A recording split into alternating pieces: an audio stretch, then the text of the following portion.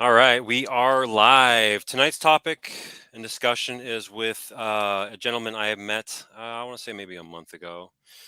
Mm. And it is his YouTube channel's name is Apostolic Doctrine 101. So if you would like, go check his channel. I know he doesn't have any content yet, but I do believe that he will be having some content soon. So with that being said, what we're going to talk about is the mare and the chazown of Daniel 8 and Daniel 9.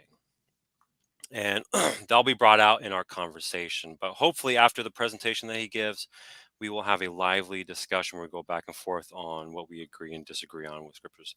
And so, with that being said, Apostolic Doctrine, you're welcome to start presenting your information if you like.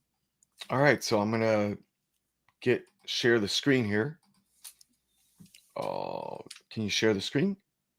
Yeah, Do you when have when it pops up, it hasn't shown yet. it hasn't shown up? Okay.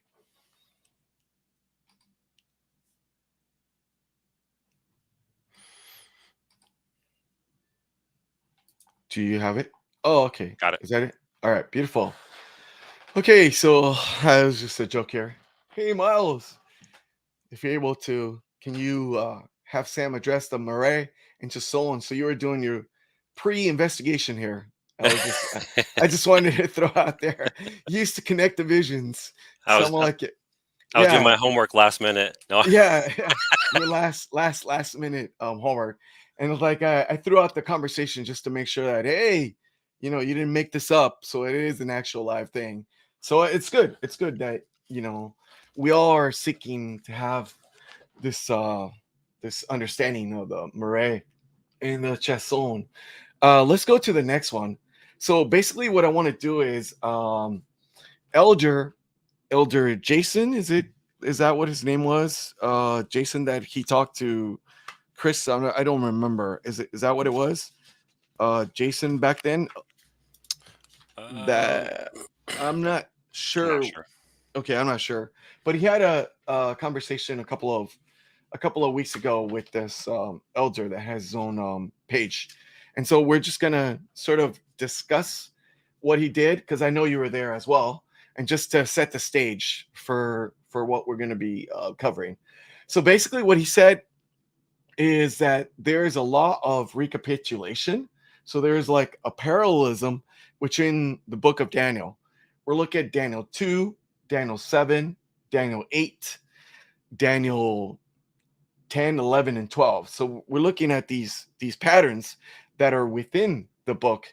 And basically that is an evidence of the fact that there is only one author. So that also, points to the fact that only one author wrote the book of Daniel. So that's kind of a little evidence there. So basically, what we're looking at here is we're looking at Daniel. So Daniel 2. So Daniel 2 sets the stage for everything else. Everything else in the book, it's based on Daniel 2. So we already know that the head was Babylon. Then we got Middle Persia. Then we got Greece. And we got Rome. Then we got the feet of iron and clay, which is Europe. So what we're looking at is very simple. We got a metal that corresponds to a world empire, a metal that corresponds to a world empire, a metal that corresponds, and you see that pattern all the way through in succession of kings until the last part here, which the stone's going to hit. It's not. If you notice that the stone is not hitting any type of the upper body. What it's doing, it's hitting the feet. So letting you know that within this time frame of world history, that's when Jesus is going to appear in his second coming. So basically, that in a nutshell is what we're looking for. And the starting point, Daniel gives it to you and says to Nebuchadnezzar, which he represents the king of Babylon, which is gold, and he says, "You are this head of gold." So within Daniel 2, we got this starting point of Daniel, and it just keeps on going and going. And what it's interesting about this particular chapter, which sets a pattern for other chapters, is the fact that Babylon, Middle Persia, Greece, they're briefly treated within within the chapter, but you have an expansion when it refers to Rome and Europe. It has like three detail verses relating to that. So we're going to kind of see that in the other chapters.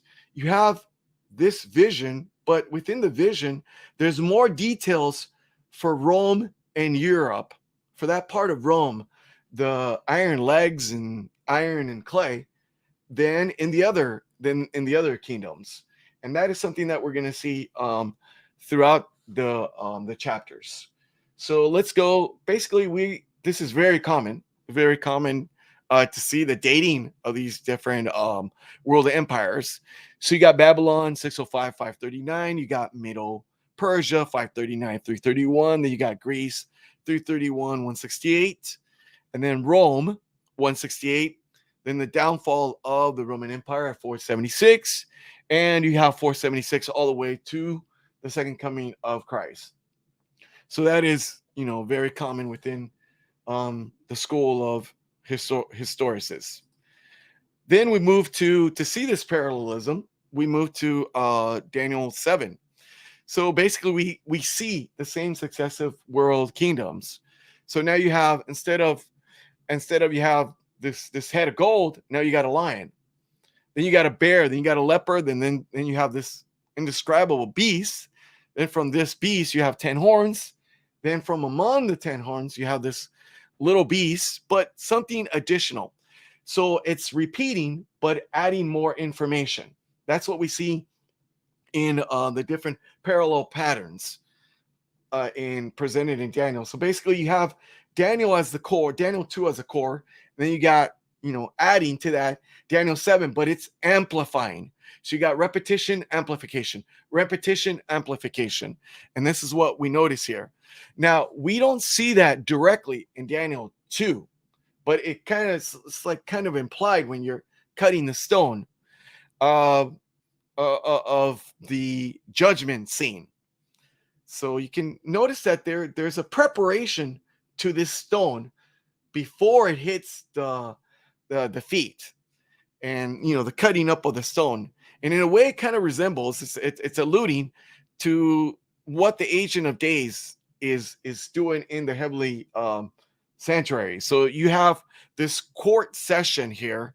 The the Ancient of Days sits, and then you have angels are involved within the context of this court scene. And then you got the books that are open, and then the Son of Man is given the kingdom. And now the same thing happens, you see, as in Daniel 2. So in Daniel 2, you see the establishment of God's eternal kingdom. And in Daniel 7, you have the establishment of God's eternal kingdom. But this is kind of like neat in the sense that in Daniel 7, you have now the saints participating in that kingdom. It just seems like God is giving this kingdom to the saints. That's how much Jesus loves the saint, that he's willing to share that kingdom. And you see that in Revelation, whereas you have the saints sitting in the throne with Jesus in the last part of if you overcome when it comes to the Laodicean church. Then after that, we're going to be moving to what we're interested in, which is basically Daniel 8. The question is, are we going to see the same pattern that we saw in Daniel 2, that we saw in Daniel 7? Are we going to see the same pattern in Daniel 8? So basically, let's just go to Daniel 8, 1 and 2. And this is what it says here. Now, he's using the NASB, but we could just do the King James Bible or whatever Bible you have. And let's just read it. I'm going to read what it says on here. In the third year of the reign of Belshazzar, the king, a chazown appeared to me. So a vision appeared to me. Daniel, subsequent to the one which appeared to me previously. So he's saying, hey, this is how we know that there's parallelism within the the book of Daniel, because of the fact that he's saying, just like the vision that I have last time, I'm having it here. I'm the receptor. The source of this information is God. I'm just a human instrument. So basically, the origin of this comes from God. I'm just the person given the information to the people. So basically, it's saying that one which appear to me previously, it's saying that these visions have a common author. So whether it's Daniel 2, whether it's Daniel 7, it's got a common author. Looked in the chazown. So here he is. He's going to be contemplating this. You could just say this movie. Basically, if you think about it, this a vision. It's like a movie. It's like going to the theaters and just watching any kind of movie that you want. But now he's visualizing all this kind of stuff. That's basically how I envision the chazown. It's like it's this movie that's just going to be coming along. It's better even than what Hollywood can give you. Based on this CGI effects. This is like real effects here. And while I was in the citadel of Susa, which is the province of Ilan, and I looked in the chazown, and I myself was beside the Ulai Canal. So basically, what we're looking at here is saying chazown is the totality of the vision that I'm going to be looking at. So God's presenting me a vision, and it's going to be the totality. And then he's going to start discussing, well, what does this vision entail? What does it look like? So basically, he does go. It's kind of interesting that he moves to the last part of of doing his presentation, and then he takes you to verse 26, basically to tell you that there is one word for vision, which is chazown, which we just saw it, which we just saw in the beginning, saying the introduction of this is the chazown, which is the entire vision. But then Daniel's going to use some other word as well, and he's going to be using the mare. But the mare, he links it to a time prophecy. So unlike the chazown, which covers the totality of the vision, within that totality of the vision, there's a time prophecy. And he tags the word mare. And there's something about the mare in this particular chapter, in chapter 8, that he wasn't explained. So Daniel, as you can see, there's a vision and then there's an explanation. We see this pattern in Daniel 2. There's a vision and then there's an explanation. Daniel 7, there's a vision and then there's an explanation. And now we got a vision, which is covered 1 through 14, and then there's an explanation. If we could also include the conversation, the angelic conversation within the vision, and then there's an explanation. But somehow at the end, it's like a pause. Daniel, you taken enough, buddy. You are exhausted. I mean, you are overwhelmed. We're gonna stop right here. So the mare of the 2,300 and evening and morning wasn't explained. It's like we could say, oh, there's a question mark. There is a question mark here. That still needs to be dealt with, but not now. So this is how, in a nutshell, this is how it is with this part of the entire context of the vision. And notice that again, where it says here in verse 27, then I, Daniel, was exhausted. He was sick for days.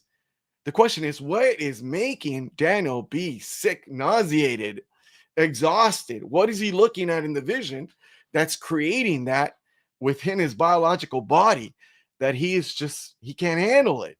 It's just like, the dude just ran a marathon, like 25 miles, and I'm just exhausted. I'm dying here. So basically what we're looking at here is just like, what's creating that? What stimulate? what part of this vision is creating this exhaustion, this sickness.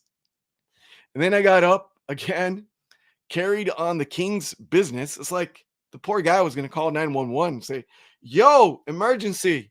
I need to go to the hospital right away." I don't think they had that back then, you know what I mean? But basically, this is like to that extreme, we have he's dealing with this. But I was astounded at the mare, and there was none to explain it. So basically, at the end we see here it's a word in the Hebrew. It says here, and I was astonished at the mare, but none bin it. Ben means none understood it.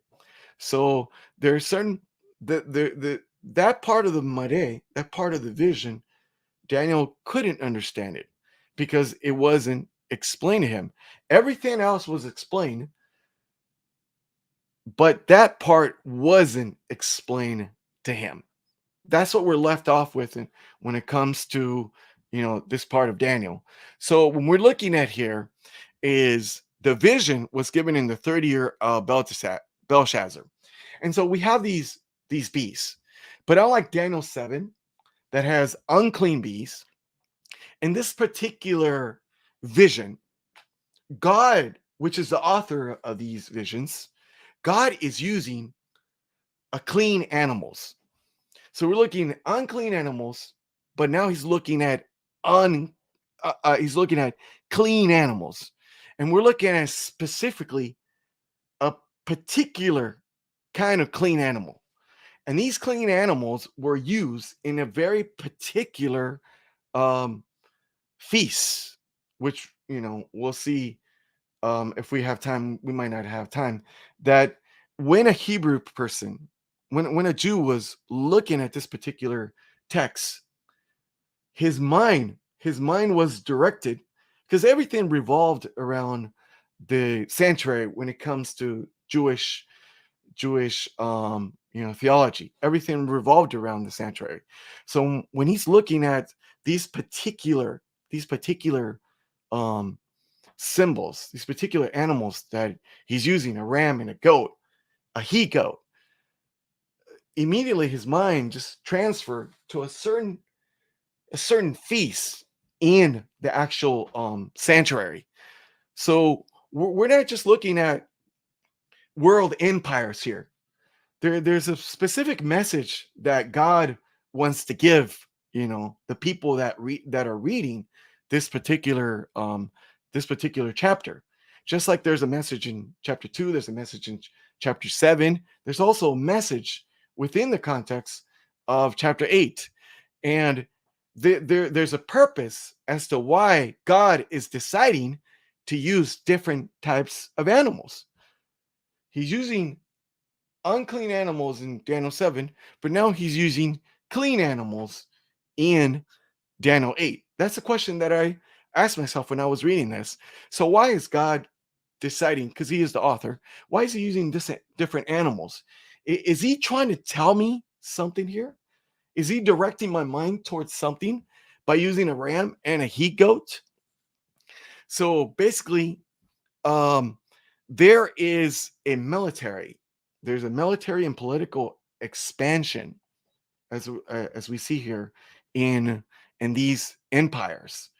And basically, Daniel 8:20 tells you what the ram is, which is the Medo-Persian, and the ram's military and political expansions are to the west, to the north, and to the south. And there's something interesting about this when it comes to this political and military expansion. How do we know that? Because of the fact that there's a particular word that he's using here. At the last part of verse 4, he says, "But he did according to his will." So the ram is doing whatever he pleases, whatever he wants to do. And then it says about this ram, he became great.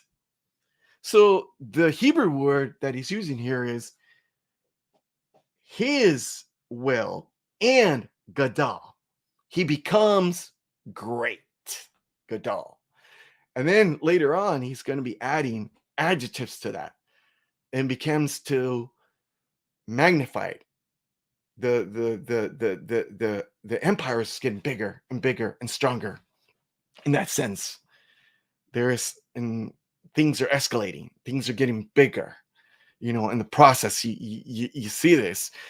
You're going to see it that it not only gets bigger horizontally, but it also, you got gadal vertically.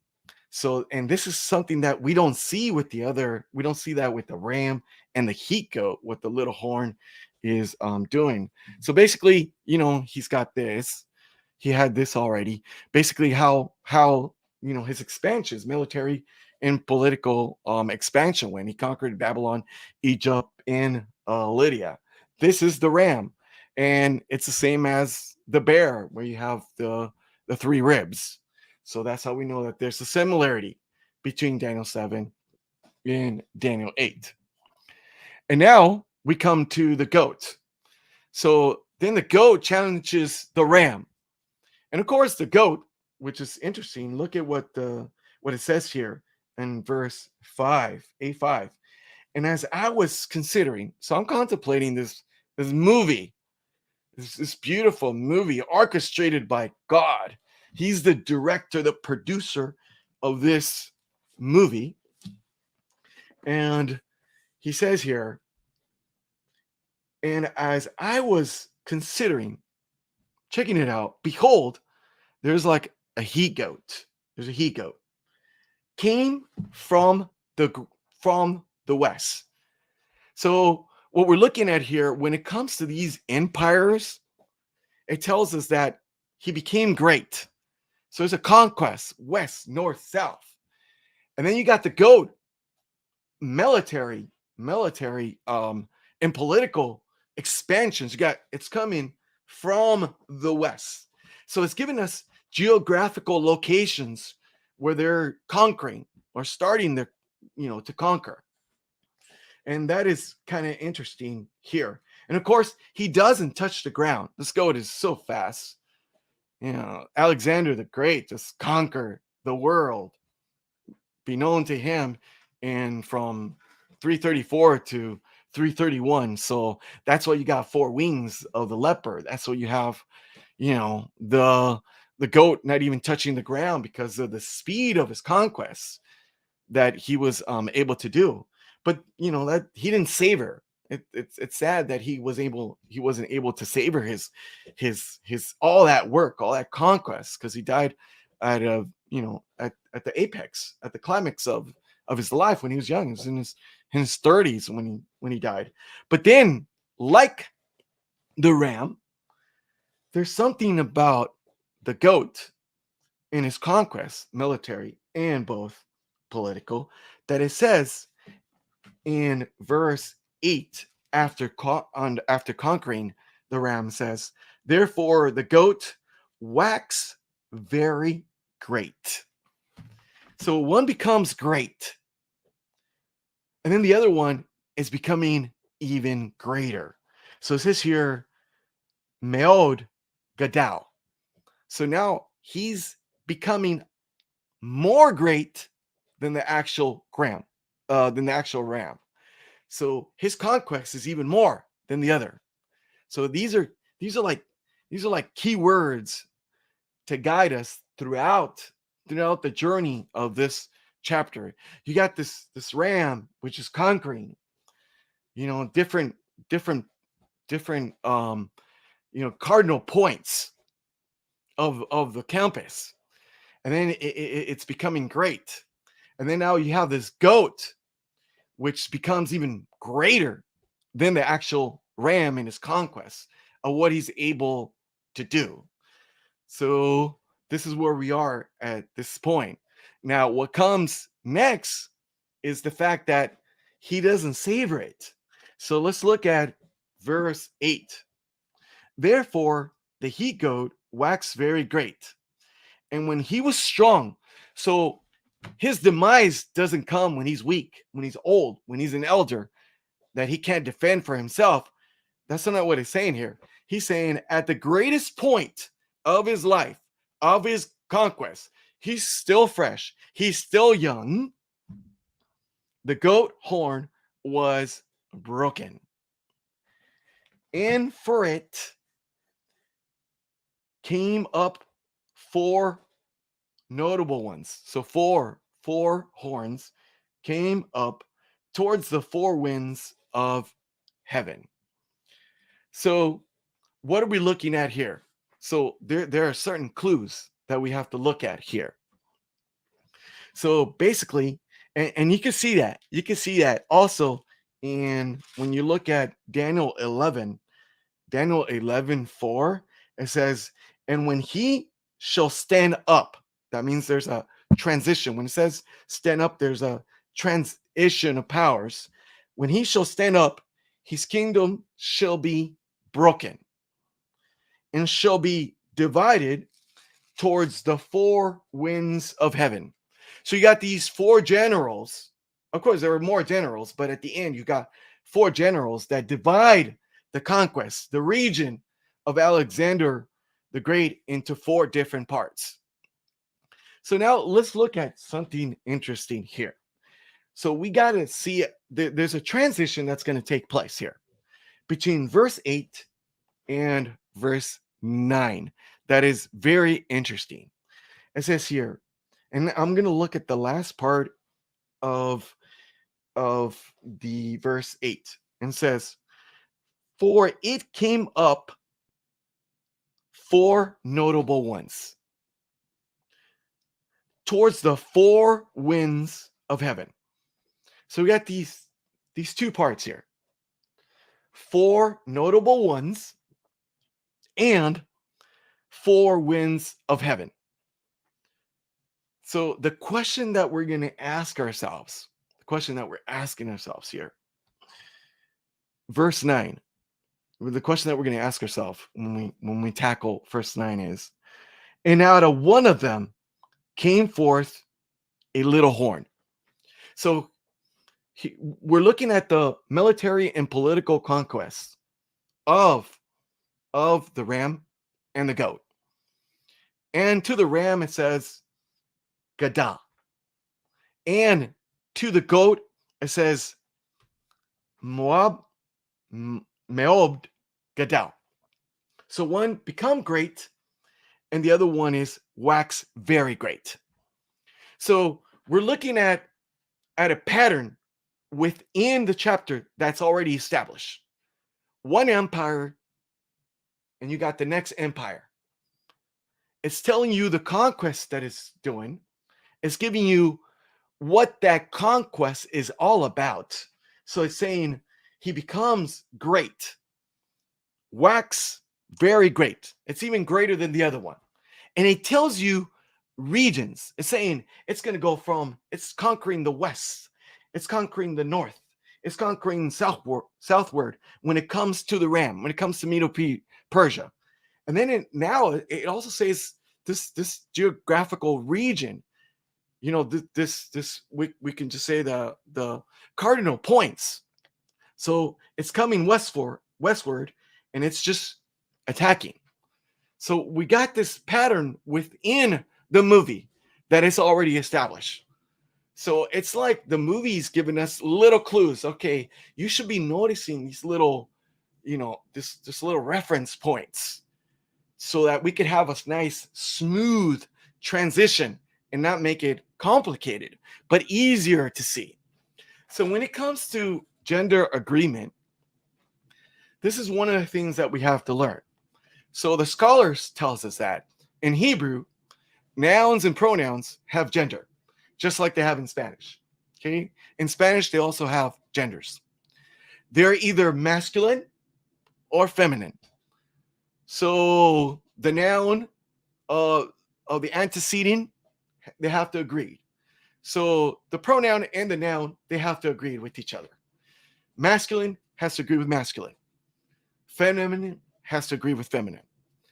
If the gender of a noun is feminine, is antecedent, pronoun has to also be feminine. So this is what we're going to be looking at. So it gives us little clues so that we could understand, okay, how's this transitioning taking place? Now we got this new entity. Now we got this new person in the movie, which they call Little Horn. So it has this, small origins, and then it's going to grow. So, but how does it get here? Where does it come from? Um, does it have anything in particular that makes him individual, that it makes him himself and not attached to something else?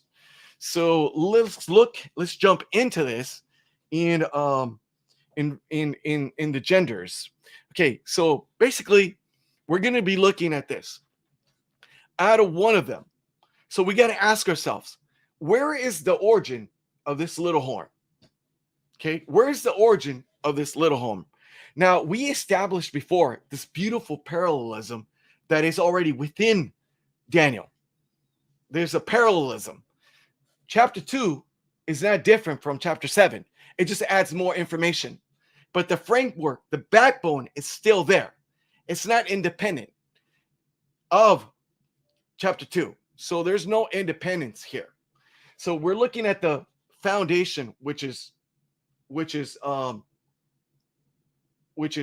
chapter 2 here. Okay, I think, did my camera just went off here? Yeah, looks like it went off, but we can still hear you. So if you want to keep talking or if you want to fix it, it's up to you. Oh, okay. Wonder what is, why is it, doing that? Basically, all right, here, let me just fix it here.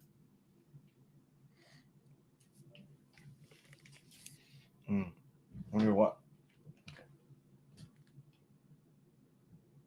Oh, okay, I understand. Okay, so the battery has been exhausted. Oops. Okay. Oh well. I mean, I could change my battery if you got time here. How much longer is your presentation going to be? Oh, let's see here. I got a couple of more. Got a couple of more, slides here. Yeah. Yeah, I got a couple of more slides. So let's see here. Oh man, I should. Do I got? Can I get my battery here? That's fine. Yeah, go ahead. Okay, just give me 1 second. I thought I had my full blown battery. Sorry, dude.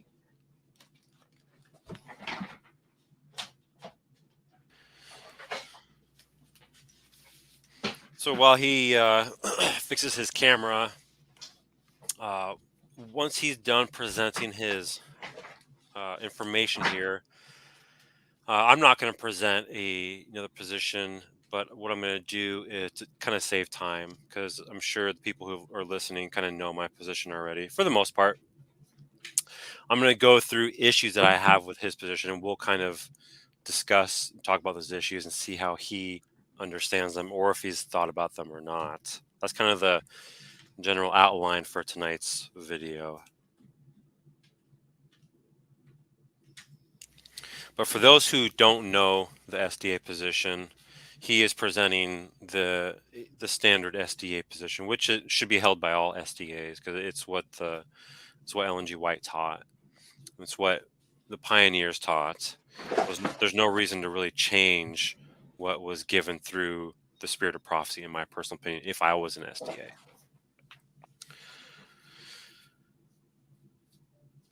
And so, with that, there is a big focus on Mare and chazown in Adventism. And the reason for that is they do believe that there is a connection there with chapter 9 that gives the explanation of the Mare that was not understood, or the part of the Mare that was not understood in chapter 8. And that gives the more full detail and I think I'm back, but the yeah. camera should be. Do I have to go? It might take a second or two to load up. Maybe try restarting it or something. I don't know. Oh, okay. I wonder. Oh, sometimes the technology is kind of interesting, Oh yeah. and especially when it comes to this right here. Oh well. I I don't mean, even I don't even own a webcam, so I'm not sure how any of that stuff works. oh, you don't? Oh, okay. No. Yeah. All right. Okay. So here. Hmm. Well, it is there. I wonder if I saw it flicker. there is. Okay, that's fine. All right. So let me continue with this. Hopefully it turns on. If it doesn't, I gotta play with it in the future. See if it works for me. All right. So let's continue with this. Okay. All right. So basically, what we're looking at here. Okay. So we got this gender agreement, which I said that the pronoun and the noun they have to agree with each other. Okay, so there has to be a gender agreement. So basically, what we have here is where is the origin of this little horn? Okay, so where is the origin of this little horn? And it says out of one of them, out of one of them comes this little horn. So basically, what we're looking at here is it's either the origin comes from the horns or it comes from the winds. That's what we're establishing here, based on based on this gender agreement. So if we look at it in Hebrew, horns are feminine, and you have the winds, and you have four here. You got four as feminine, and then you have here heaven as masculine. So you got four as feminine, horn as feminine, and then you have four as feminine, and then you have heaven as masculine. Okay. So basically what we're looking at here, if we were to if we were to if we were to follow this grammatical rule of saying that genders have to agree with each other, the pronoun and the nouns have to agree with each other, then just based on that transition, we have it, we see that the little horn, the origin of the little horn is from one of the cardinal points. Okay, the origin of the little horn is from one of the cardinal points. And this is nothing new here, because basically if we go back here, if we're going back here, we're looking at here. It's already establishing a pattern. Basically, the ram has a conquest: west, north, and south. So basically, you have that for Middle Persia. Then you have the Greece. Greece also has a cardinal point, which is on the west. So when we're looking at this little horn here, when looking at this little horn, it also has a conquest. It's got a conquest. Out of one of them, you have this little horn that appears in the scene. But look at the words that it uses. Look at the words that it uses. Wax exceeding great.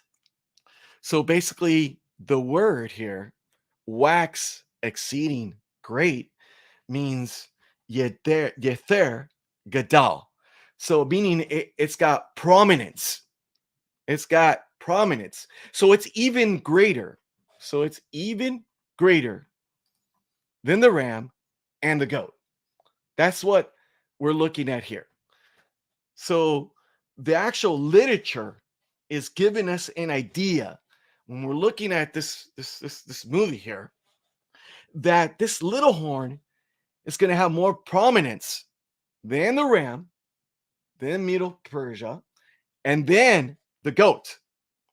And just like the ram, where you got this geographical conquest of the cardinal points, west, north, south. And then you got the goat coming from the west and conquering. The same thing is happening with the same thing is happening with the little horn, which is going towards the south, towards the east, and towards the beautiful land. So within the chapter, it's already given us patterns to follow. Why would it be any different for the little horn?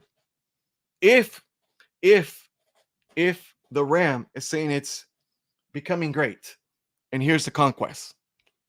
If for the he goat, it's waxing very great, more than the ram, and it's conquering. Why would it be any different than for the little horn? This means that the little horn is an empire, just like the ram is an empire of its own, just like the goat is an empire of its own, based on what the evidence that we're looking at here, that the book itself has given us. We can say with confidence that the little horn is an empire like Greece, like Middle Persia, and it's not an independent individual, but an actual empire based on the evidence there that is presented with the gender agreement. So just like our brother said, this proves that the horn doesn't come out of another horn. What it proves is the fact that the horn has its own identity. It's its own self. It's its own empire. It represents an empire. And it's not the first time that we see the little horn. And when you're reading Daniel, you are presented as a reader to the little horn in chapter 7. So the reader, when it encounters Daniel 8, it already has some background information to decide what this little horn means and how it's being presented in a different perspective than in Daniel 7. Like I was said in the past, based on the principle of parallelism, we're looking at the repetition and the amplification, adding a little bit more detail. And God is adding something different, something that he wants the reader to understand when it comes to eschatology, when it comes to prophecy. So that's one of the points here. So we're looking at the fact that this little horn has a horizontal expansion, just like the ram and just like the he goat. But unlike the ram and unlike the he goat, it has a vertical expansion. So I just wanted to show you here. The brother did an amazing job of looking at the expansion here of the Roman Empire. So this presentation, my presentation is basically saying that the little horn is Rome.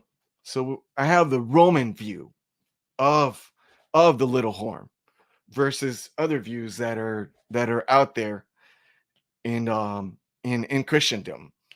My view is based on the fact that I believe that it is Rome here that prophecy is pointing to, and not some other entity.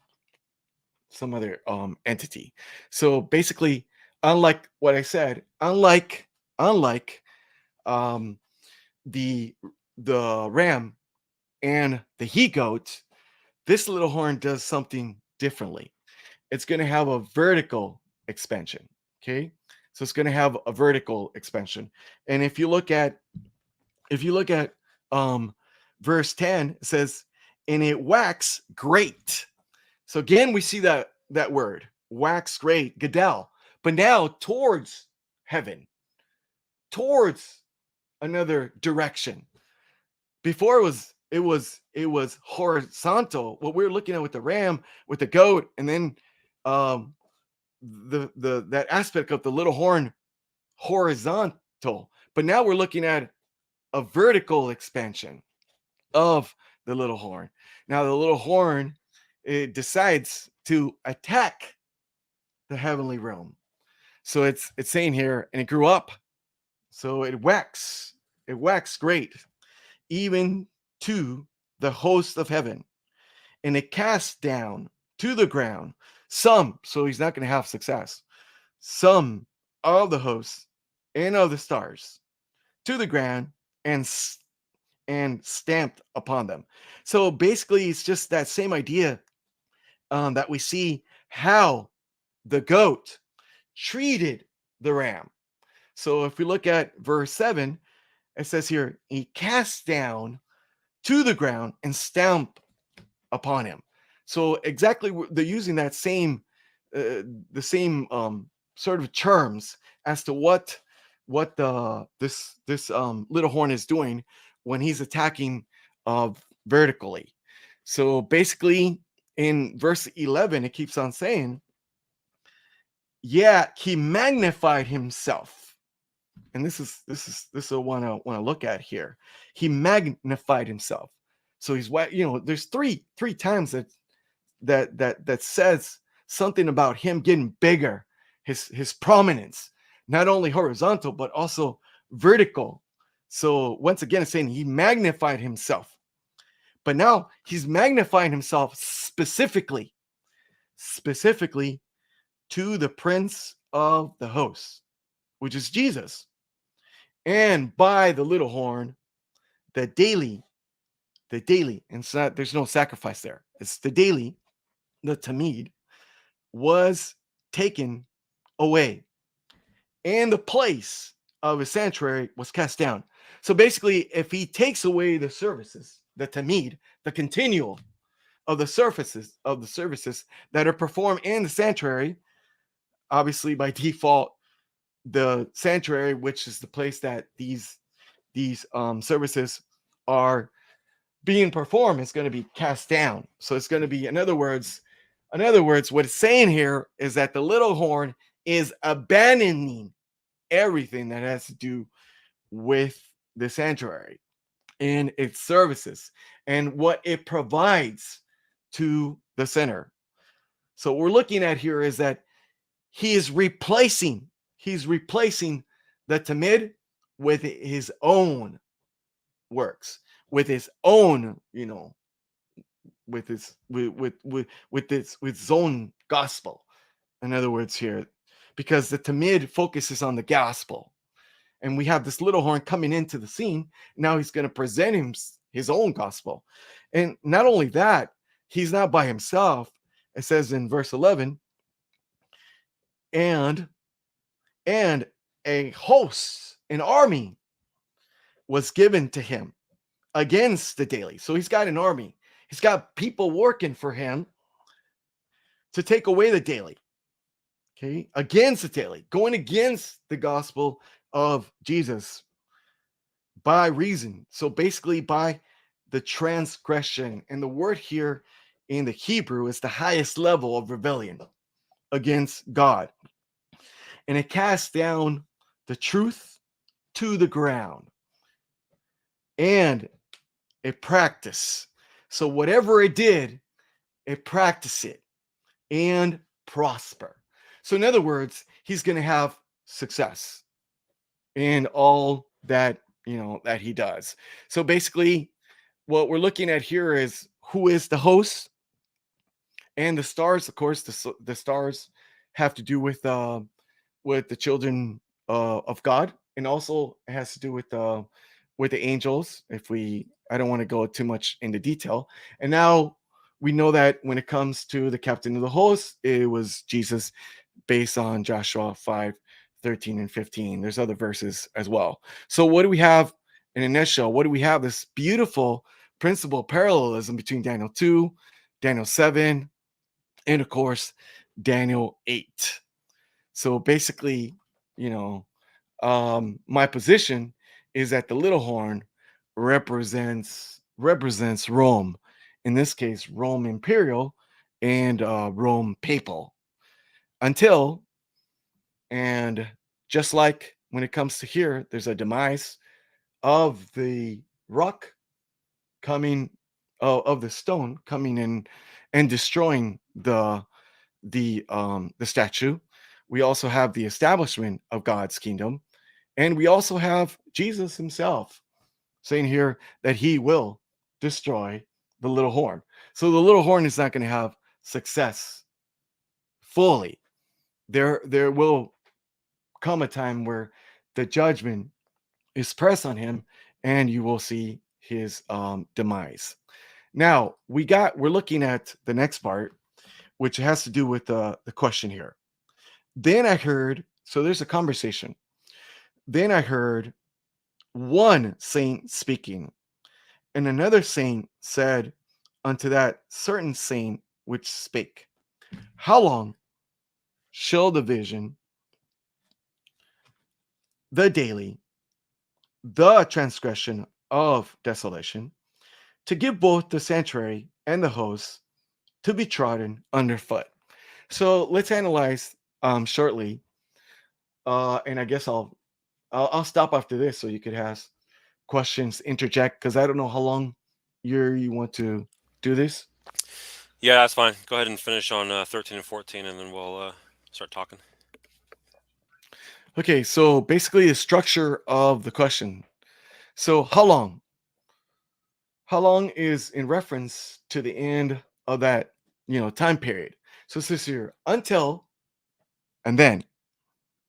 Okay, so how long? And then you have the answer.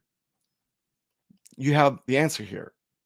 Until 2,300 evenings and mornings.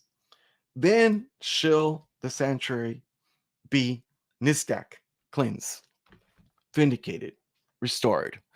So let's look at the question here. It says it's got an until and then. So basically, there is a temporal component to this until kad. There's a temporal sense. So this happens. So this is going to take place before the time that an event takes place. So what we're looking at here, this is going to take place before the time before an event is going to take place, basically. So if we want to look at the literal question, it says here, until when the vision, the chazown, so he's addressing the chazown, which we saw in verses 8, 1, and 2, which just has to do with the totality of the entire vision, the daily and the rebellion. So Pashe, which is the highest level of rebellion against God, that causes the desolation to give both the sanctuary and the host a trampoline. So he's referring to the totality of the vision. Why? Because what Daniel saw was a chazown, a vision. Within this vision, within this movie, the context of this movie, you have the ram, the goat, and so forth, the little horn. So when we're looking at the vision, the chazown, we're looking at as a whole would be fulfilled, the totality, the entirety. There is an interested, there's an interest there, that is this is interested in revealing the time when work of the prince in the holy place would conclude. So what it's looking at here is, when is the prince going to conclude his activity in the holy place? Why am I saying that? Because the Tamid always references what is taking place in the holy place and not the most holy place. Everything that the priest was involved with when it dealt with the tamid, hot tamid, it had to do with the continual. It had to do with the actual services, the ministerial services of the sanctuary in the courtyard, and in the most and in the holy place, not the most holy place, and in the holy place. All right. So what we're looking at here until then, until when? So basically, the vision looks at, refers back to what Daniel was saying. The entire vision that was shown to Daniel includes also the Tamid, which refers to the work of the prince of the host, and designates and the highest level of rebellion, which designates the attack of the little horn against the prince and the sanctuary. So basically, that is the question there. And then now it's gonna say, um, this is this is until 2300 in evenings and mornings, then the sanctuary will be restored and cleansed. Do you want to stop right here? Because it's already like 10:28. Yeah, yeah, no, let's talk for a little bit. I'm not sure exactly where I want to start. We have a question, or it's put in a statement, but it's a question. Okay. Um, and I'm gonna elaborate on this question more. But the question basically is so do you believe Hmm. that the mare, Yeah. starting at we'll say verse 20 to 25, is an explanation of verses 3 to 12? Would you agree with that? Would you? Would I agree that the Murray, the 2300, the 2300 evenings and mornings refers to what? Hold on a second. Let me remove this. I'm going to Yeah. add that. There we go. Hmm. So would you agree that the Yeah. mare here, so we'll say starting in verse, even though the mare starts a little earlier, we'll say in verse 20 to 25 is an explanation of, or an interpretation of, verses 3 to 12? Would you agree with that? The Murray hasn't been explained yet. If Well, you think about it, if you look at it in the text, it hasn't been explained. Now, what you want to ask, are you asking if the Murray of the 2300 evenings and mornings, does it encompass the activity of the chazown? Does it include the ram? Does it include the goat and the little horn? I would say yes. okay, yeah. So there's a reason why I'm asking that. It has to do with Chris Lucas's question, and Yeah, I'm going to expound on it as well too. But yeah, so you can walk through in verses 20 to 25, and you can match what he's talking about with what's talked about in the chazown. So in here, so yeah, I think it's pretty clear that it is an interpretation or explanation of the chazown. The reason why that is important is here in verse 22 and 23 is an explanation of what's being talked about in, I believe, verse 8. We'll get to that in a second. So we'll read verse 22 and 23. It says, the horn that was broken, speaking about the big horn that represents so Alexander the right Great. now you're looking at the interpretation. Right Right, now you're looking at the right now you're looking at the explanation. right. And this is the explanation of what was seen in the chazown. So the symbols that were given in the vision. So it says, the horn that was broken. Yeah, So in other words, Alexander the Great, and in whose place arose four others, speaking about the four horns that you talked about that went to the four winds. Okay. yeah, So it's talking about the same thing, it's yeah. explaining it. Hmm. Okay. Four others stands for four kingdoms that will arise from his nation, excuse me, though they will not have his strength. So far we agree that this is explaining what was seen in earlier verses, in like verse, I believe it's 8 or 7, when this was shown. Okay, so basically what it's saying there is that the what it's saying there is that the he goat has a horn. It's like Daniel. It's like when Daniel saw in Daniel 2, where Nebuchadnezzar represented the head of gold. So basically what we're looking at here is the same principle, the same idea that Alexander represents an empire, and this empire is Greece. That's what it's saying there. And once Alexander died, the dominion was taken over by four of his generals, which are four kingdoms. So, in other words, a horn represents a kingdom. That's what it's saying here.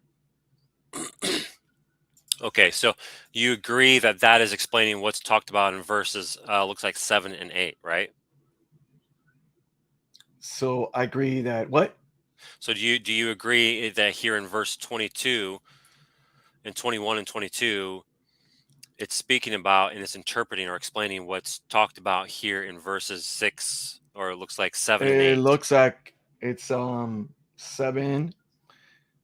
Therefore, the he goat wax great. Actually, it's explaining 8 if you think about it.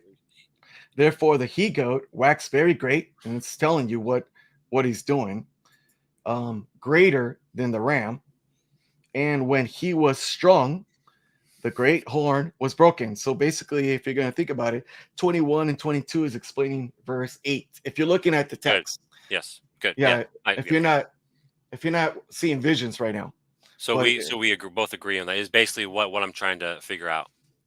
what you're Okay. trying to, yeah, the text is pretty self-explanatory in that sense. So we're looking at this kingdom, which used to be one kingdom.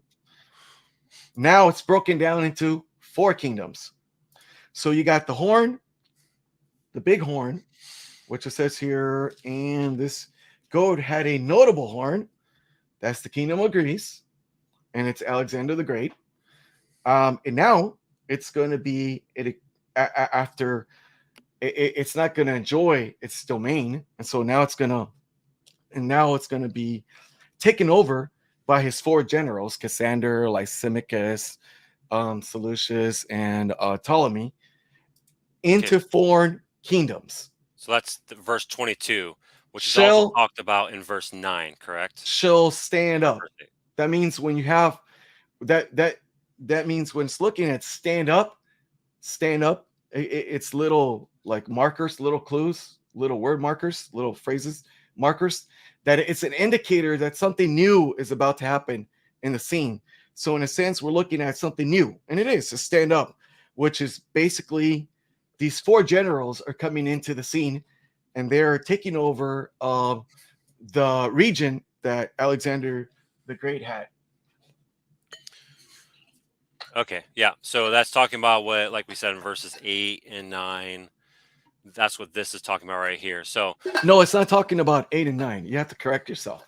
It's talking about exclusively 8. verse 22. Verse 22, verse 21, and 22 are exclusively talking about verse 8. Well, okay. So verse 7 talks about the goat that hurled the ram and trampled it.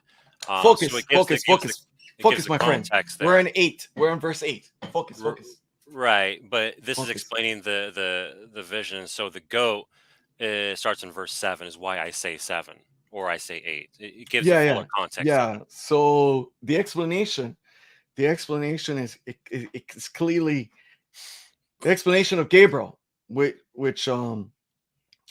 verses 21 and 22 is the explanation for verse 8.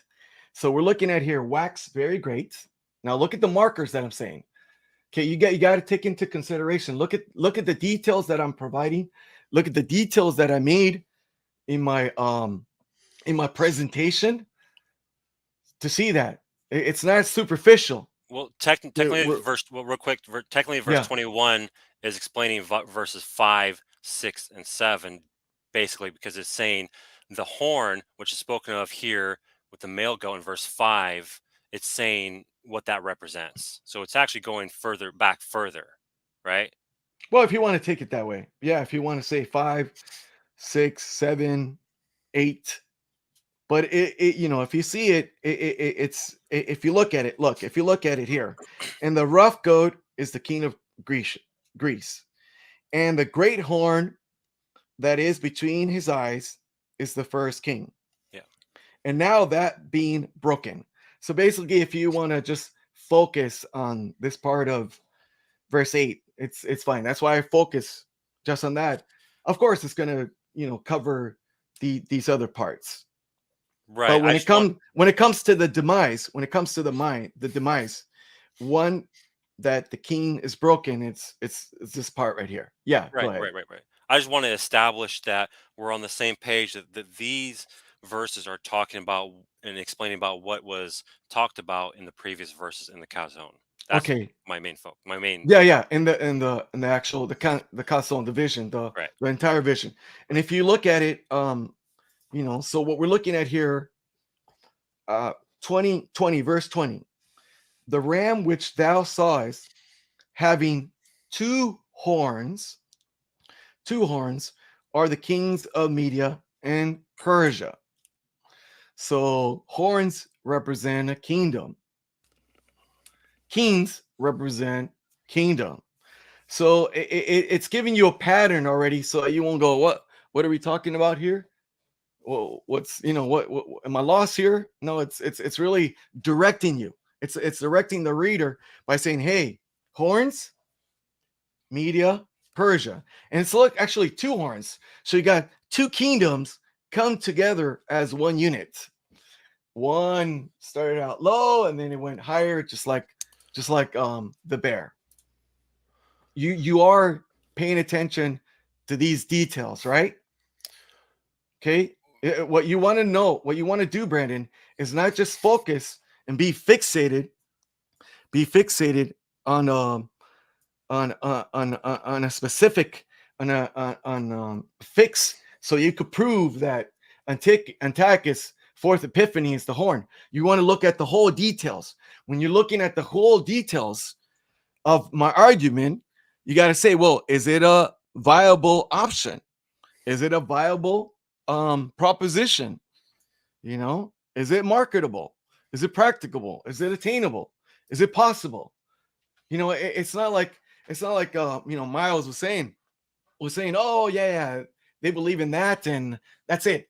It's done. It's not really that. No, no, no. I'm not gonna buy that, because the Bible is very clear when it comes to certain things. Now the question is, are horns kings and kingdoms? Okay. So I wasn't really done making my point. I wanted to first establish that we're on the same page, that these verses are explaining and talking about the same thing, that what's being spoken of in verses 5, 6, 7, 8, so on and so forth.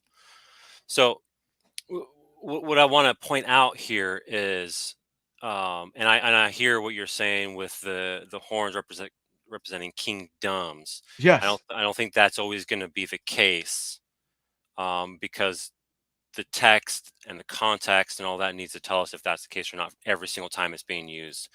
Well, if a pattern is being established, in verses 20 and verses 21, what makes you think that the next thing that's coming is different? Just because you want to fix your idea on Antiochus fourth epiphany? You can't just go, Antiochus fourth epiphany is here, and based on that, I'm going to interpret everything else. You got to let the text interpret itself. Got to let the text speak to you. I'm not forcing the text to saying anything. I'm just saying that based on the pattern that I'm looking at in verse 20 and 21, I'm looking at that horns or kingdoms. Horns or kingdom.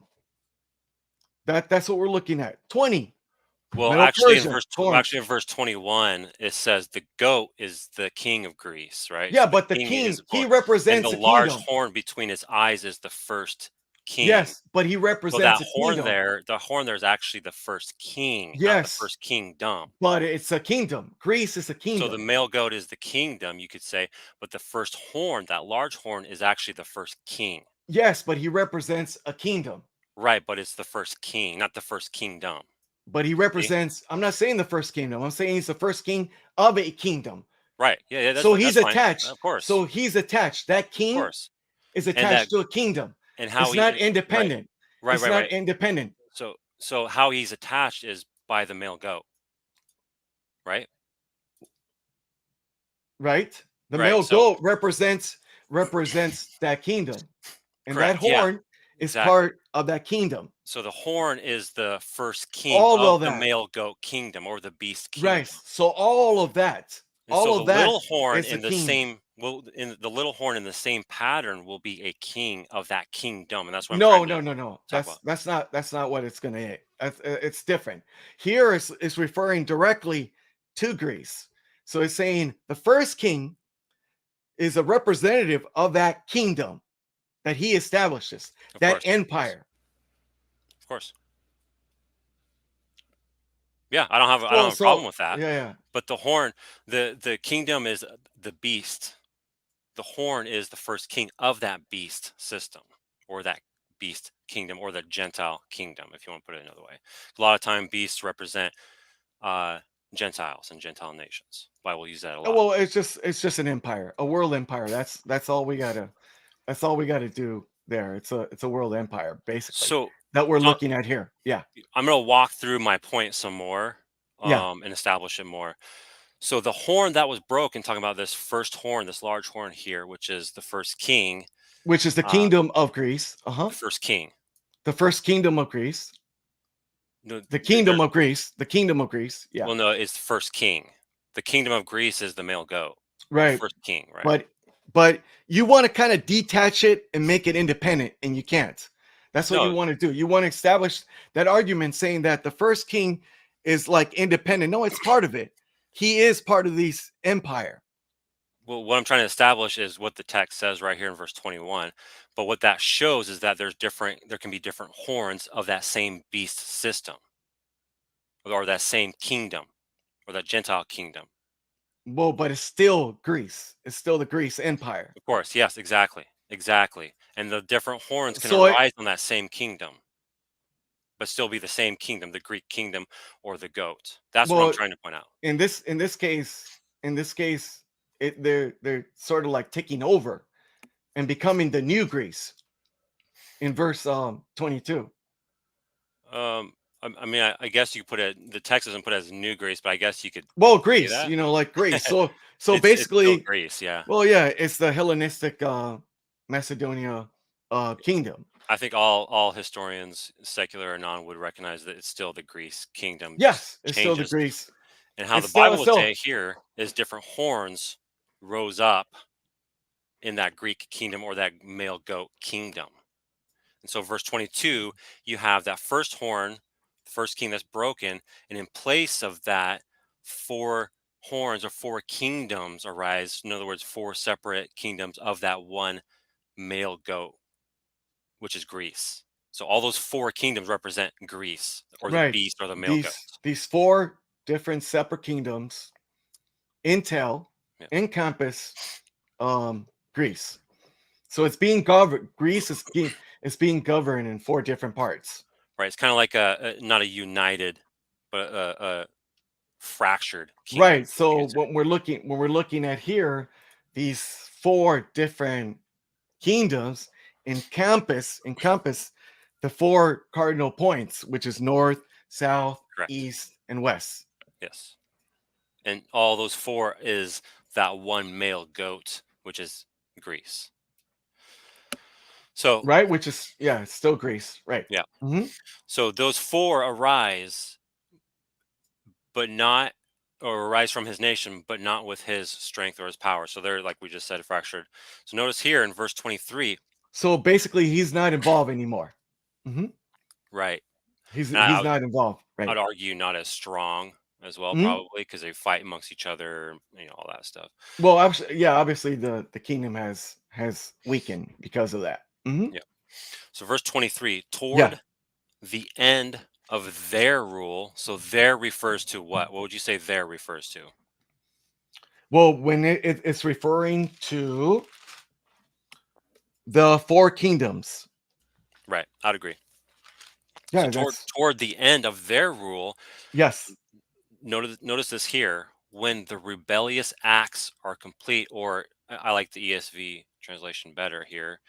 When the transgressors have reached their limit, So it's during these four kingdoms, these four horns, when whoever these transgressors are, and we'll go over that here in a second, when they have reached their limit, a king of bold face, one who understands riddles, shall arise. So who are these transgressors that have reached their limit? And what does that mean to reach their limit?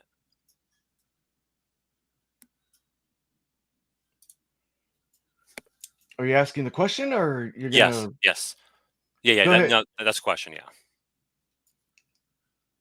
That's referring to, if you look at the context, that's referring to, and in the latter time of their kingdom, when the transgressors are come to the full, that's referring to them.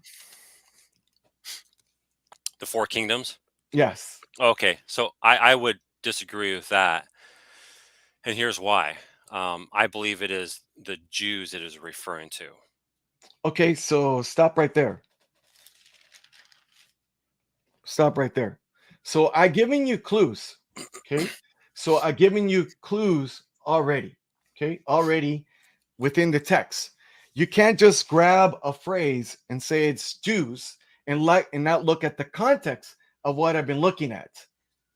Okay. So you have to take that into consideration as well.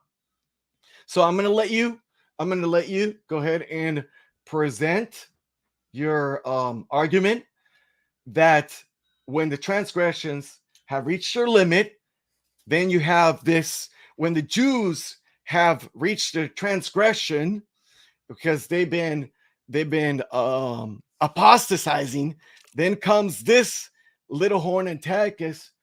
Epiphany is gonna come and he's gonna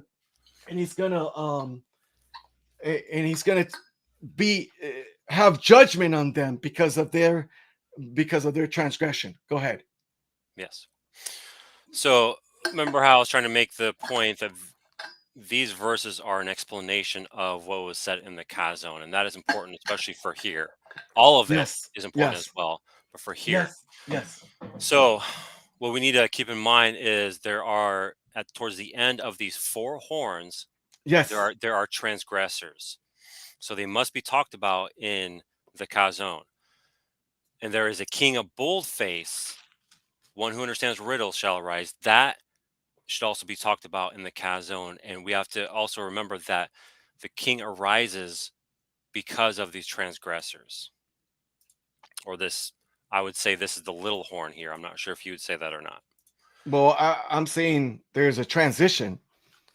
There's a transition that takes place, just like you have in the transition within the vision that is saying out of one of them comes this little horn.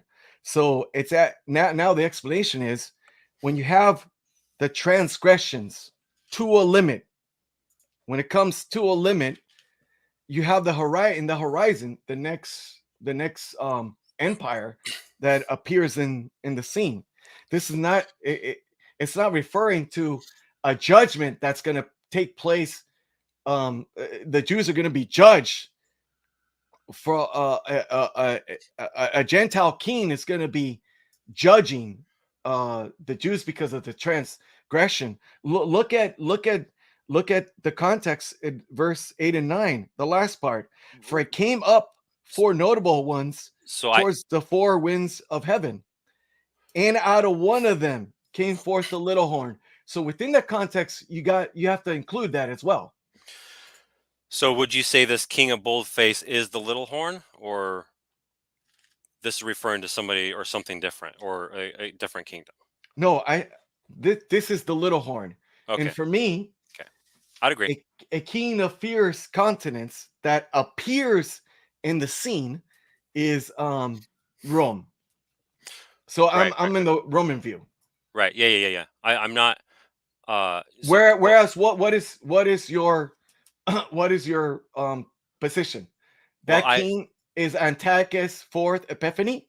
the first the first reason why the main reason why I made that comment about the king and told you who I that I believe is Little Horn was so that way if when I go up into the text in the cow zone, it doesn't catch you by surprise No, it's not gonna when I catch me. point that out. It's not That gonna way you're catch. just aware of my position. Yeah, it's not Um, gonna. catch me by surprise because of the fact that we're looking at the explanation of the actual vision, which is the chazown. And basically, what we're looking at is we're looking at we're looking at the Medes and the Persia, Greece, the four generals, and now something is appearing in the scene. Okay, yeah. All right. So, I hold to the Antiochus view, Yeah. but I am uh somewhat open, and I have pondered it, contemplated it for some time, that it's Well, possible that the Rome view could be true. Now, probable. Yeah, it's a ne- probable. Hmm. now, with that being Yeah. said, I'm that not does here to not does convince not you. mean the SDA position is true, Well, I'm but not. it is Yeah. possible that the Rome view is true. So, Yeah. I'm not here to convince you. We're looking at the text. My job is not for to sure. convince. My job is to analyze the text, look at the text, and be as truthful to the text as possible, looking at everything within the scope, not in isolation, not looking at the king in isolation. That is an explanation of a vision. So I have to also take into consideration the vision. Not only that, I have to take into consideration what Daniel has said in the past because there is a parallel principle that I have to follow. I can't look at this in isolation. And that's what a preterist and a futurist they do. They look at it in isolation. But Well, what I would say is you're yeah, assuming that every single vision that Daniel is given has to follow that exact same pattern that was given in chapter 2, where the text does not say that at all. But what's important to note is that whenever a vision is given to Daniel, uh, if it talks about, let's say, for example, let's say he has two visions and they follow that pattern, then he's given a third vision, and that third vision focuses only on two kingdoms and not four, like chapter 8 does, then it's not following the full pattern, but it's speaking about certain systems within that pattern. but there's enough So similarities. There's so enough. Daniel 8, Yeah. for example, did not mention the first beast system or the first metal. Well, It there's only a mentioned the purpose. second one There's a and then the purpose third for one. that. So it's not actually following that pattern completely, but yet it's staying within those beast systems or those metals Yeah, systems. so basically it's not going to say verbatim. It's not going to say verbatim the same thing as Daniel 2, Daniel 7, and Daniel 8. It's not going to say, it's not going to repeat it verbatim, but there's enough similarities. There's enough similarities within, Daniel 7, Daniel 8, and Daniel 2 that you can see there is a pattern. So that's what we call it parallel, because within the text, the internal text provides that similarities, even in like the characteristics of it. Right, but you said that the pattern is established and it has to be followed, but yet Daniel 8 actually does not follow that pattern. But it does. It has Middle Persia within the context of kingdoms, within empires. No, it skips the first kingdom, so it starts off by not even following that pattern, but it is staying within But those there four is, the four yeah, kingdom system. but there is It an stays within that. explanation to that. There's an explanation to that. But let's Go ahead. just go ahead and continue. Okay. All right. So I got 5 minutes okay. All right. So because I want to sleep. yeah. Okay, so all right, let's continue because it's 11 o'clock, and then I got to wake up at early for a job that I have to do. Okay, so the next thing We that we want you will be, awake for that too. So I'll make my last point and then you can comment on it and then you can take off. I'll just leave you with the I'll just leave you with the comment, and then when we come back and we visit it again, then we'll talk about it.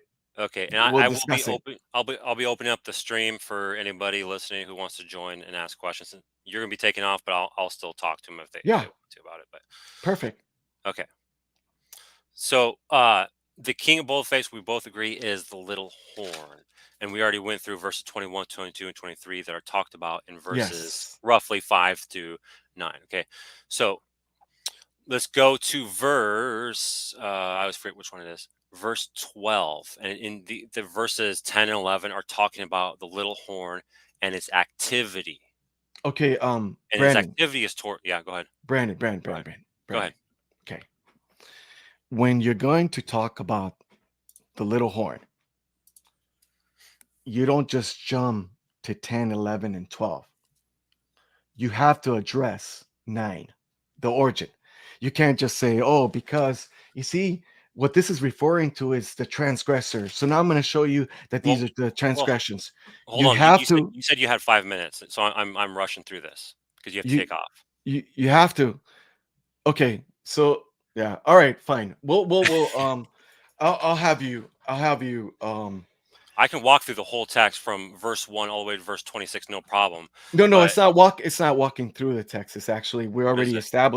we already established certain things I know, but you told me I within the have to go text. back up, and I'm saying I'm more than able to walk through verse 1 to 26 for you without stopping. But you said you only had a couple minutes left, so I'm making my Yeah, point I'm actually, for you. I only have like 2 minutes because I got to wake up early. So, Okay, so notice here, I'll make this point, so and then you can make your comment, and then no, go no, ahead and do the I rest. won't make any more comments because I'm already, I'm gonna let you go because Okay, so it's so already this 11. Go ahead, buddy. okay, Yeah, yeah. go ahead So and make so your, this talking yeah, about the sanctuary, the activity yeah, of the little horn, which is towards the Jews. And this yeah. host is the Jewish people who will be Okay, given over to it. It is the little horn okay. together with the regular burnt offering or the tamid, because and why is the little horn and all of this happening? Because of transgression. The transgression is from who? The Jews. And it will The throw truth to the ground, that is the little horn. And it will act and prosper, that is the little horn. So the so activity of the little horn is because of the transgression. think about this. Think about what you're saying here. Okay, so you're already saying that the host is the Jews, and you're saying that the Jews will be working together with the little horn, and and together. Let's see here on verse. So you're talking about verse 10, and it wax great. Okay, so it wax great even to the hosts. Okay, so it's 11, right? Were you talking 11? It grew. It's because Verse I'm 12. a you're 12. Okay, and hosts was given him. So he something is given to him. An army is given to him against the daily. So you're saying that all the Jews join him, join the little horn, and they went against the daily. And the reason is the transgression. That's the highest level. This is the highest level of rebellion. So the transgression comes from the little horn and the people working with the little horn. It's not when you're looking, you have to you have to look at it here that the establishment on verse 9, the origin of verse 9 determines everything else. 9 determines your interpretation. So whatever 9 is, it's going to be 10. It's going to influence 9, 10, 11. And think about this. When you're looking at 10, 11, and 12, there is already a horizontal activity in verse 9. There's already a horizontal activity. But and it's already saying that it wax exceeding great within that horizontal activity. So there's no need to touch it anymore. So what it does is now it's going in a wax great. No, it keeps on using that same word. Why would it use it when it already used it? It wax great. It is magnified. But now, why is it pointing to heaven? Why all of a sudden in 10 you have this heaven sun? Oh boy, it's 11:01.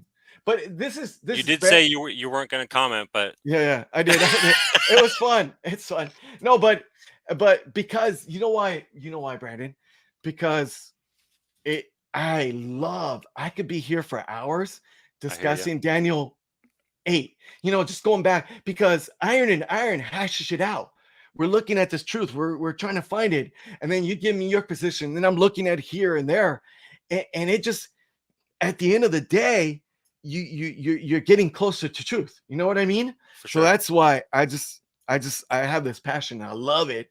There are people that like to watch soccer or football all day, 6 hours, on the television. Me, it's like you put me this, and it's like it's the same thing, for me. So Thank you very much, buddy. Yes. It's been amazing conversation. I'm gonna let you go so that you could go ahead and rebuttal me. Do what you need to do, and then we'll continue to talk in the future, man. God bless you and your family and your kids and everything. All right, and your Same to you. job as well, buddy. Same to you. Take care, man. All right. Thanks for being here. Thank you. Bye. So, do I hit? Oh, okay. All right. So that concludes our discussion. If anybody who is listening wants to join and ask questions or talk about the topic, you are more than welcome to. If nobody wants to, I won't stay on for long. Uh, but it is interesting. He's saying that the uh, transgression and the transgressors are not the Jews, but rather um, the pagan Gentile nations. So the the regular burnt offering is taken away, the sanctuary is destroyed, and the host is given over to the little horn because of the little horn, because of its transgression. Uh, uh, that doesn't follow with the text at all. If we let the text flow, right? If you look, for example, in the first beast system, so Babylon was used as a tool by God to punish the Jews for what? For their transgressions against the covenant. It's the same thing happening here. The little horn arises because of the transgressions of the Jews, and yes, the Jews did, not as a whole. There were a lot of Jews who did unite and actually follow Antiochus and brought all these pagan gymnasiums and worship and things into Israel and his people, to Jerusalem. So that's a historical fact. Yeah, I was trying to get there, but I had a feeling if I just made the point, he would jump around a lot. So I was trying to build the context and make sure he was following and agreeing with me that the the mare is simply explaining the chazown, if you want to use those words, or rather verses 20 through 25 are explaining verses 3 to 12. And it took a while, unfortunately, but he was eventually agreeing with that. And so I was trying to build up to that point. So I'll have to bring it up to him next time if he talks, or maybe he'll talk to you next time. Well, I know you don't have that much time, but yeah, I was hoping we would go for longer. I wanted to make a lot more points because we didn't even really get into the Mari and the Calzone, but rather just walking through Daniel 8. But I'm gonna, all right, brother. I appreciate you stopping by and listening for a little bit. I know your time is, like everybody else, is important to you. It is a great blessing to me to have you here and listen to me ramble on. So grace and peace to you, Ryan. I hope your family and yourself are doing well, and have a good night's rest, man.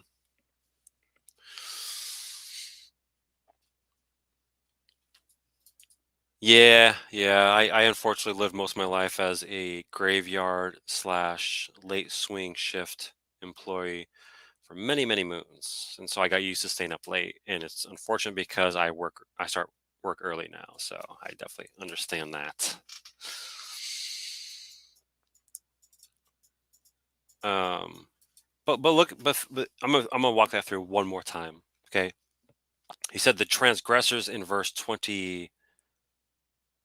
Uh, I always forget verse 23, and the transgression of those transgressors in verse 12 is the little horn and its people. So what he's saying is the regular burnt offering, the sanctuary, and the host are given over and trampled on by the little horn because of its own transgressions, which is the Jews and God's people in his land. That doesn't make any sense. Yeah, yeah, I should have stayed focused, but I have a hard time interrupting people when they start talking. So I want them to make their point. Um, but I was trying to walk him through, but he kept interrupting. But I want him to walk through verse 20 to 23, and that's what I was actually getting to before he took off was verse 23, which was the end of my establishing my point. And then I was gonna, and which is why I asked him to, uh, or made the point that the king of boldface is the little horn, and this little horn is still in that kingdom, and that was at the end here, unfortunately. But I would have eventually gotten to that point and made it, and then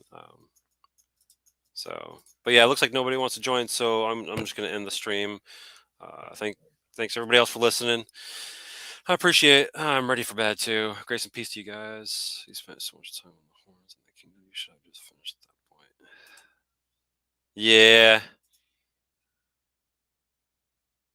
yeah. It seemed like an important point or important thing to make on his point because he was trying to establish that the horns are not kings but kingdoms. Because if you say a horn can be a king, then it can be Antiochus and not another kingdom.